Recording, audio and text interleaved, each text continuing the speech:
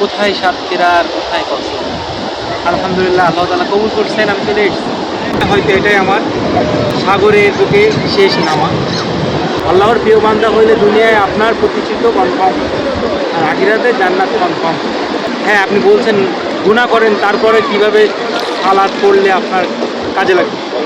আরে পাগল, সালাত তো আপনার গুনাহ থেকে ফিরিয়ে নিয়ে আসবে। আপনি যখন দিন কন্টিনিউ এক রাকাত সালাত আদায় করবেন, তখন শয়তান আপনার কাছে হেরে যাবে। তখন আপনার মন চাবে আরেক রাকাত করি, আরেক রাকাত করি। একসময় আপনি কন্টিনিউ 5 ওয়াক্ত সালাত না কায়েম করলে আপনার গায়ে জ্বালা শুরু হয়ে যাবে। ইনশাআল্লাহ আমি তো ইমানদার হতে পারি নাই, আমার মধ্যে এখনও সেই ইমান আসে নাই। এখনও আমার মধ্যে গুনায় পাপে ভরা পরিপূর্ণ হৃদয়। তবে এভাবেই শুরু করলেই আপনি একটা ইমানদার হইতে পারেন, আপনি আল্লাহর প্রিয় বান্দা হইতে পারেন। আর আল্লাহর প্রিয় বান্দা হইলে দুনিয়ায় আপনার প্রতিষ্ঠিত কনফার্ম, আর আখিরাতে জান্নাত কনফার্ম। চান তো জান্নাত? ইনশাআল্লাহ। ফজরের ওক্ত যদি না হয়, জোহরের ওক্তে আসুন। জোহরেও যদি না হয়, আসরের ওক্ত আসুন। আসরও যদি না হয়, মাগরিবে আসুন।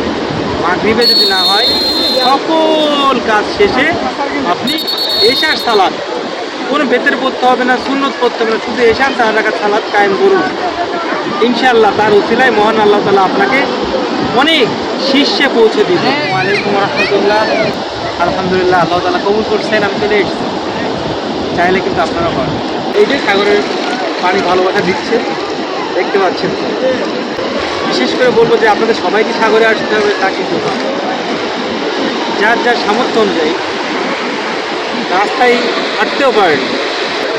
ধান ক্ষেতের পাশে দাঁড়িয়ে ধান ক্ষেতের যে সৌন্দর্য, সেই ফিলটাও নিতে পারেন। আকাশের দিকে তাকিয়ে আকাশের সৌন্দর্য গ্রহণ করতে পারেন। তাই বলে ঘরের মধ্যে আবদ্ধ থাকলে চলবে। আমাদের মতন প্রতিবন্ধী ভাই বোনদের মানসিকতা উন্নয়নের খুবই প্রয়োজন। আজকে আপনাদের শাহেদ ভাই একদিনে হয় নাই, হইতে গিয়ে অনেক ধাপ পার হতে হয়েছে, অনেক আঘাত। এই যে পানির আঘাতও চলতে হয়েছে। তবে পানির আঘাত না, মানুষের কথার আঘাত আছে, অনেক আঘাত আছে। তো প্রত্যেক আঘাত, প্রত্যেক ধাপ, এই যে প্রত্যেক ধাপ পার হয়েই আজকে আপনাদের শাহেদ ভাই প্রতিবন্ধী উন্নয়ন সংস্থা। হ্যাঁ, হয়তো এটাই আমার সাগরের বুকে শেষ নামা, কিন্তু এটাই যেন শেষ না হয়। আপনারাও চাইলে ইনশাল্লাহ আল্লাহ তাআলা আবারও নিয়ে আসবে, আর সামর্থ্য হইলে আপনাদেরকেও নিয়ে আসবে। নিরাশ হবেন না, নিরাশতা মহান আল্লাহ তাআলা পছন্দ করেন। আপনার তীব্র ইচ্ছা এবং আকাঙ্ক্ষা থেকেই, তবে সঠিক নিয়ম, সৎ নিয়ম না থাকলে কখনোই উন্নতি করতে পারবে না। প্রতিবন্ধী উন্নয়ন সংস্থা শুধুমাত্র মানুষের সহযোগিতা, পুনর্বাসন কেন্দ্র এগুলোর জন্য নয়, মানুষের মানসিকতা উন্নয়নের জন্য প্রতিবন্ধী উন্নয়ন সংস্থা প্রতিনিয়ত কাজ করে যায়। হ্যাঁ, আজকে বলে দিই, আমার এখানে আসার এই হাতে আঙ্গুলে কাজ করে না, হাতে আঙ্গুল নাড়ানোর ক্ষমতা নাই, নিজে কিছু করার ক্ষমতা নাই, নিজে ওঠার ক্ষমতা নাই। তারপরেও আমি কেন এই জায়গায়, এই রহস্যটা আজকে প্রকাশ করে